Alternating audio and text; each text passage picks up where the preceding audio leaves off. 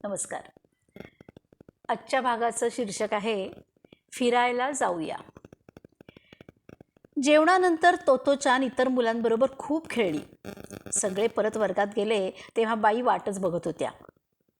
तुम्ही सकाळपासून खूप अभ्यास केलाय, आता आपण काय करूया?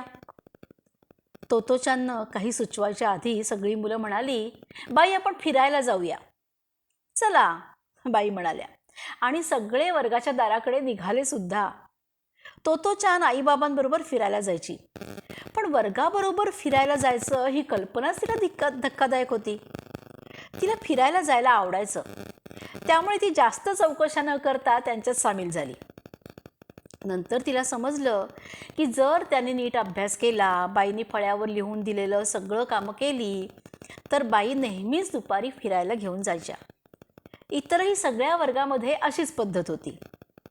पहिलीच्या वर्गातले सगळे विद्यार्थी बाईंबरोबर बाहेर पडले आणि एका छोट्या तलावाच्या कडेकडेने चालायला लागले.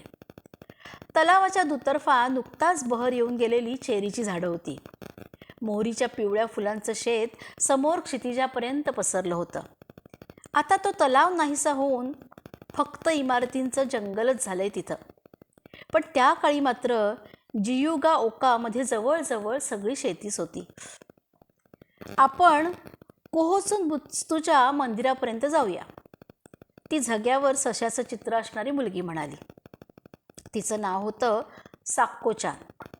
आम्ही मागच्या वेळी त्या तलावापाशी की नाही एक साप बघितला होता, साक्कोचान म्हणाली. आणि त्या देवळात एक जुनी विहीर आहे, तिकडे म्हणे पूर्वी एक तारा तुटून पडला होता. मुलं मनमोकळेपणाने गप्पा मारत होती. आकाश स्वच्छ निळं निळं दिसत होतं आणि स्वच्छ हवेमध्ये फुलपाखरं सुद्धा अगदी मजेत विहार करत होती. 10-1 मिनिटं चालल्यानंतर बाई थांबल्या. समोर असलेल्या फुलांकडे बघत त्या म्हणाल्या, सांगा बघू, ही फुलं का फुलतात? मग त्यांनी फुलांचे केसर आणि पराग त्याच्याविषयी समजावून सांगितलं. मुलं ही इकडे तिकडे हिंडत मनापासून फुलांचं निरीक्षण करत होती. बाईंनी सांगितलं, फुलपाखरं फुलांना फुलायला मदत करतात. खरंच ती फुलपाखरं अगदी फार घाईघाईत दिसत होती. बाई पुन्हा चालायला लागल्या. मुलं ही फुलांचं निरीक्षण थांबवून त्यांच्या मागोमाग उड्या मारत निघाली. फुलांचे केसर आणि पराग खूप महत्त्वाचे असतात ही नवीन माहिती त्यांना मिळाली. थोडं चालल्यावर समोर दाट झाडी दिसत होती. त्या झाडीच्या मध्यभागी मंदिर होतं. देवळाच्या अंगणात शिरल्या शिरल्या मुलं इकडे तिकडे मोकळेपणानं भटकायला लागली. तुटक्या ताऱ्याची विहीर बघायची का? साक्कोचाननं विचारलं. उत्तर देण्याची गरजच नव्हती. तोतोचान तिच्या पाठोपाठ धावतच सुटली होती. विहीर दगडांची बांधल्यासारखी दिसत होती. त्याच्यावरचं झाकण उघडून त्या दोघींनी आत डोकावून बघितलं. आत मिट्ट अंधार होता. आत काहीतरी दगडासारखं किंवा सिमेंटच्या मोठ्या गोळ्यासारखं दिसत होतं, पण ताऱ्यासारखं मात्र काहीच नव्हतं. बराच वेळ आत बघितल्यावर तोतोचाननं विचारलं, तू यातला तारा बघितलायस का कधी? साक्कोचाननं मान हलवली. नाही, कधीच नाही. तो तारा चमकत का नाही हे कोडं तोतोचानला काही केल्या कळेना. बराच वेळ विचार केल्यावर ती शेवटी म्हणाली, कदाचित तो झोपला असेल. आपले मोठे मोठे डोळे अजून मोठे करत साक्कोचाननं विचारलं, तारेसुद्धा झोपतात का ग?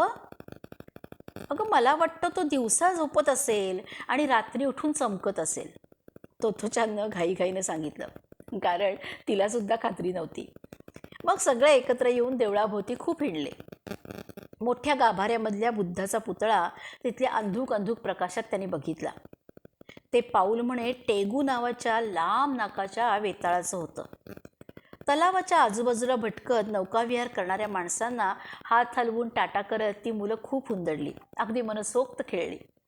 तोतोचानला हे सगळं नवखं होतं. प्रत्येक नव्या गोष्टीचं ती अगदी उत्साहानं स्वागत करत होती.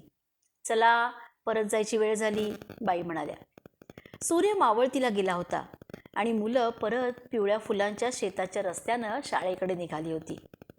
त्या हसण्या खेळण्याच्या मोकळ्या वेळात मुलांनी वास्तविक जीवशास्त्र आणि इतिहासाचा कितीतरी अभ्यास केला होता आणि त्याची त्यांना पुसटशी सुद्धा कल्पना नव्हती. तोतोचानची एव्हाना सगळ्यांशी ओळख झाली होती आणि त्या सगळ्यांशी खूप जुनी मैत्री असल्यासारखं तिला वाटत होतं. आपण उद्या परत परत फिरायला जाऊया, ती सगळ्यांना ओरडून म्हणाली. जाऊया जाऊया, सगळ्यांनी उड्या मारत तिला प्रतिसाद दिला. फुलपाखरं अजूनही त्यांच्या कामात दंग होती. पक्ष्यांच्या गाण्याने वातावरण अगदी भरून गेलं होतं आणि तोतोच्यांचा आनंद गगनात मावत नव्हता.